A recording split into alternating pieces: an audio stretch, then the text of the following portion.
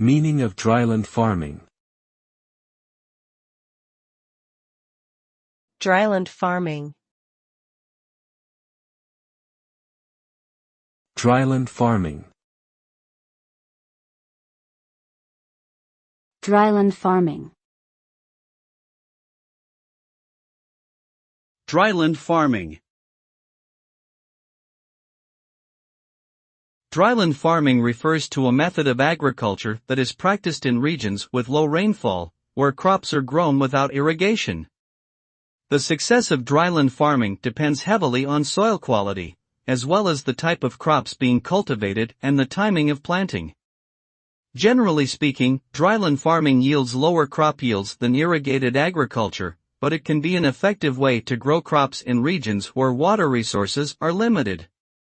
Successful dryland farming techniques typically involve using techniques such as crop rotation, selecting drought-resistant cultivars, and conserving soil moisture.